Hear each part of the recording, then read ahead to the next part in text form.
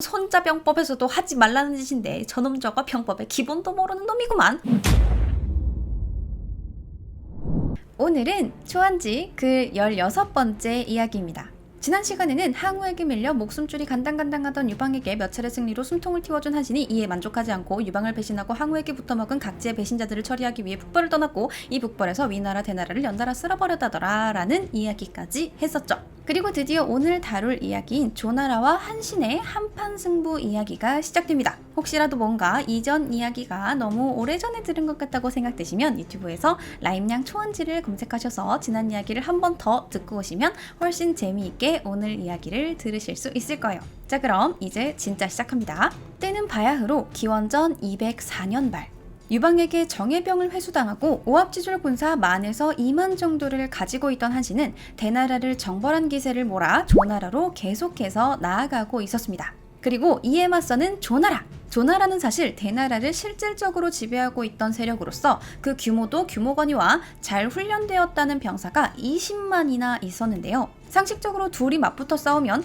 당연히 조나라가 이길 수밖에 없는 상황이었습니다. 그리고 여러분과 제가 그렇게 생각하는 것처럼 조나라의 실세였던 진여 또한 당연히 조나라가 이길 것이라고 생각하고 있었습니다. 당시 한신의 진군을 전해들은 조나라의 장수 이좌건은 조왕 헐과 진여에게 한신이 이끄는 한나라군이 대나라를 이기고 여세를 몰아 꽤나 강력할 것으로 보이니 굳이 맞붙어 싸우지 말고 성벽에 기대어 방어전을 펼치고, 이와 동시에 한나라군의 뒤를 돌아 보급만 끊어버려도 알아서 무너지지 않겠냐며 비교적 안전한 혹시 모를 사태를 대비할 수 있는 계책을 내놓았을 때에도 진여는 우리가 쟤네보다 10배는 많을 텐데 그렇게 싸우면 다른 애들이 우리 뭘로 보겠어? 나중에 무시당한다니까. 정정당당하게 싸우는 모습을 보여줘야지 우리 입지가 안 나빠지지 라는 말을 하며, 안정 같은 거 생각 안 해도 우리가 이겨 라는 마인드로 똘똘 무장하고 있을 정도로 당시 조나라와 한나라의 병력 차이는 어마무시했어요.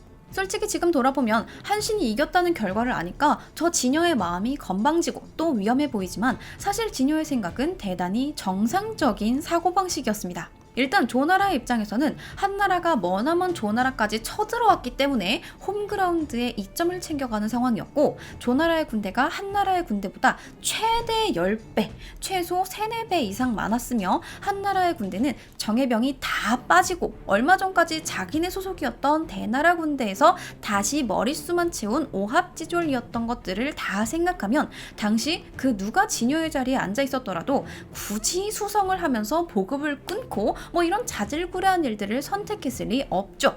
다만 진여가 당시 마주한 상대가 한신이었다는 상황이 그 당연한 선택을 패착으로 만들어버리게 됩니다. 자, 아무튼 한신은 조나라군에 심어둔 첩자에게서 진여가 이좌거의 계책을 듣지 않고 정면 승부를 생각하고 있다는 첩보를 듣자 매우 기뻐했다고 해요. 그런 뒤 혹시나 진여의 생각이 바뀌기 전에 바로 군을 이끌고 조나라군이 주둔하고 있던 정형의 누벽 30리 앞으로 병력을 이끌고 갑니다. 그리고는 이전에 그 누구도 시도하지 않았던 전술을 통해 역사의 한 획을 그을 대승리를 하게 되는데, 그 전술이 도대체 무엇이었는지 정사 회음후열전의 기록을 통해 같이 한번 읽어보도록 하겠습니다.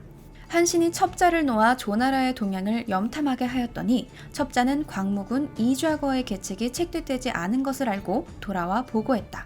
한신은 기뻐하며 과감히 병사들을 이끌고 정형의 좁은 길목으로 나아갔다. 조나라군이 위치한 정형에서 30리 못 미친 곳에 머물러 야영하며 그날 밤 가볍게 무장한 병사 2,000명을 따로 뽑아 붉은 깃발을 하나씩 가지고 산속에 숨어 조나라 군사를 바라보고 있도록 하며 명령하길, 조나라군은 우리 군이 달아나는 모습을 보면 반드시 성벽을 비우고 우리 군을 쫓아올 것이다. 그러면 너희는 그때 재빨리 빈 성벽으로 들어가 조나라군의 깃발을 빼고 한나라의 붉은 길을 세워라. 그 다음으로는 비장을 시켜 전군에게 비교적 가볍게 식사를 나누어주고 말을 전하게 하기를, 오늘 조나라군을 무찌른 뒤에 다 같이 모여 배부르게 먹도록 하자 했다. 장수들은 아무도 한신의 그 말을 믿지 않았지만 응하는 척하며 동의했다. 이때 군리가 한신에게 적과 가까이 위치하는 것에 우려를 표하니 한신이 군리에게 말하길, 조나라의 군대는 우리보다 먼저 유리한 곳을 골라 성벽을 만들었다. 때문에 먼저 공격하면 우리가 불리하다 여겨 도망갈까 두려워하고 있다. 그러므로 우리의 대장기와 북을 보기 전에는 먼저 공격하지 않을 것이다 라 했다. 그리고는 한신은 군사 10,000명을 먼저 가도록 하고 정형 어귀에서 물을 등지고 진을 치게 했다. 조나라 군대는 이것을 보고 물을 등지고 진을 치는 것을 보니 병법을 모른다며 한껏 비웃었다. 이후 날이 셀 즈음 한신이 대장기를 세우고 진을 치며 정형 어귀로 진군하자 조나라의 군대는 대장기가 나온 것을 보고 성벽을 열고 나아가 한참을 격렬히 싸웠다. 한신과 장이가 짐짓 밀리는 척 거짓으로 북과기를 벌이고 강기슭의 진지로 달아나니 강기슭에 진을 쳐두었던 10,000명의 군사들이 진문을 열어 한신을 맞이했다. 그리고 다시 강기슭에서 격렬한 전투를 벌였다. 이때 조나라의 군대는 정말로 한신의 말처럼 한신의 도망하는 모습을 보고 성벽을 비우고 한나라의 북과기를 차지하려고 한신과 장이의 뒤를 쫓았다. 그러나 한신과 장이가 강기슭의 진지로 들어간 뒤로는 한나라 군대가 죽기를 각오하고 싸우므로 도저히 무찌를 수 없었다. 한편 앞서 한신이 보낸 기습병 2,000명은 조나라 군대가 성벽을 비우고 한신과 장이를 쫓아가며 전리품에 눈이 팔린 틈을 타 조나라 성벽 안으로 달려들어가 조나라 기를 모두 뽑아버리고 한나라 붉은기 2,000개를 꽂았다. 이후 조나라 군대는 강기슭을 등지고 죽을 힘을 다해 싸우는 한나라군을 이기기 어렵고 한신을 사로잡지도 못하여 결국 성벽으로 되돌아가려고 하였다. 그러나 조나라 성벽에는 이미 온통 한나라의 붉은 기가 꽂혀 있었다. 이를 보고 크게 놀란 조나라 병사들은 한나라군이 이미 조나라 장수들을 모두 사로잡았다고 생각해 혼란에 빠져 어지러이 달아나기 시작했다. 결국 한나라군은 조나라군을 크게 깨뜨리고 병사들을 사로잡았으며 성안군 진열을 저수에서 목 빼고 조왕 허를 사로잡았다.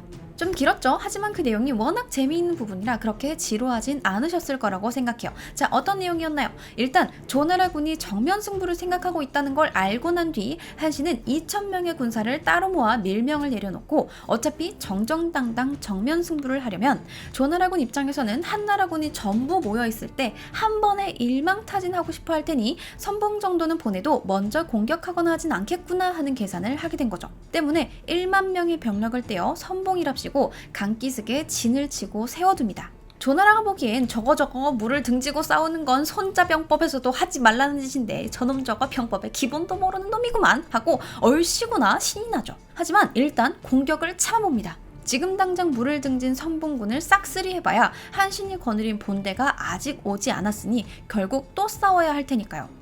혹시 모르죠? 가만히 기다리고 있으면 한신의 본대도 저 멍청한 선발대처럼 물을 등지고 진을 칠지도 모르잖아요. 그때 일망타진하면 누이 좋고 매부 좋고 꽉 먹고 알 먹고 도랑치고 가지 잡고 인걸요. 자, 그런데 웬걸 그 일이 정말로 일어나고 맙니다. 조나라와 전투를 벌이던 한신의 군대가 강기슭에 진을 친 부대에게 후퇴해 합류해버린 거죠. 조나라는 이때다 하고 덤벼들지만 이 싸움의 결과는 어떻게 됩니까? 무려 거의 10배나 되는 조나라군의 참패만이 남아버렸습니다. 자, 사실 이 참담한 싸움의 원인은 위에서 함께 읽은 회음후 열전의 내용에서도 찾아볼 수 있는데요. 한신의 군대는 강기슭을 등지고 더 이상 물러날 곳이 없는 곳에서 싸웠죠.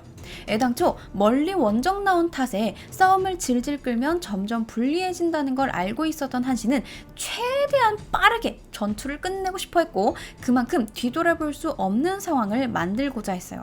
병사들에게 가벼운 식사를 나누어 주어 다가올 싸움에 몸이 무겁지 않게 하고 비록 믿는 이는 없었지만 장수들에게도 오늘 이긴 뒤 크게 한상 차려 먹자 라며 의지를 내보였죠. 하지만 조나라 군대는 어떤가요? 겨우 2,000명의 밀습으로 깃발이 꽂힌 성벽을 보고 병력들이 혼란에 빠졌고 심지어 병사들을 통솔해야 하는 장수들 또한 목을 베어가며 병사들의 혼란을 막으려 해보았지만 그 또한 실패하는 모습을 보여줬죠. 수가 많아도 훈련이 더 잘 되어 있어도 뒤돌아뛰면 당장 마주한 위험에서 도망칠 수 있는 조나라 병력들과 달리 뒤로 가나 앞으로 가나 죽는 건 매한가지인데 앞으로 가서 만에 하나 이기면 살아날 수 있었던 한나라 병사들은 전투에 임하는 마음가짐 자체가 달랐던 거죠. 바로 이 전투에서 나온 그 유명한 진법, 오자병법의 오기도 손자병법의 손무도 하지 말라고 했던 물을 등지고 싸우는 진법, 그 이름도 유명한 배수의 진은 훗날 많은 역사가들에게 한신의 업적 중 둘째가라면 서러운 주요한 업적으로 평가받게 되며 이 싸움은 그간 금기로 여겨지던 배수의 진이 전략적, 전술적 상황에 따라 활용할 수 있는 진법의 하나로 바뀌는 계기가 됩니다. 자, 그렇게 단 한 번의 전투, 단 하루의 싸움만으로 거의 10배가 넘던 조나라 군대를 토벌하고 성을 얻고 조나라의 핵심 인물이었던 진여와 조왕 허를 처리한 한신은 오직 조나라에서 한 사람만을 따로이 모셔 데려가고자 했는데 그 한 사람이 누구인 거 아니? 맨 처음 한신과 조나라의 대치 상황에서 성벽을 방패 삼아 한신의 원정군을 막아내고 뒤로는 보급을 끊어 그를 물리칠 계획을 진언했던 바로 그 사람, 광무군 이좌거였습니다. 한신은 직접 병사들에게 명령해 이좌거를 발견하면 죽이지 말고 데려오라 명하고는 천금의 포상금을 걸었는데 역시 돈이 최고였던 걸까? 그 혼란스러운 전쟁통에서 누가 죽고 누가 사는지 모를 그 사선을 넘어 이좌거는 결국 죽지 않고 한신의 앞으로 끌려오게 됩니다. 한신은 끌려온 이좌거를 손수 풀어주고는 상석에 앉힌 뒤 그를 스승으로 삼겠다 말하며 이좌거에게 앞으로의 한나라군의 북벌 방향 등에 대해 묻게 되죠. 사실 이러한 일이 우리가 잘 알고 있는 삼국지 이야기 속에서는 그리 드문 일은 아닙니다만 삼국지보다 훨씬 앞선 세대인 초한지 이야기에서는 흔히 등장하는 장면은 아니에요. 내가 이긴 상대에게서 그의 계책과 전략을 구하고 그를 통해 의사결정을 한다? 당시 시대 흐름보다 한 발짝 앞선 훨씬 깨어있는 행보를 보여주는 한신의 모습을 엿볼 수 있는 대목 중에 하나입니다. 자, 아무튼 한신은 이좌거에게 한나라군이 앞으로 어떻게 북벌을 해나가야 할지를 묻습니다. 사실 한신은 많이 지쳐 있었어요. 본인이 지친 걸 떠나서 위나라, 대나라, 조나라와 연달아 싸워 이겨온 병사들이 많이 지쳐 있었죠.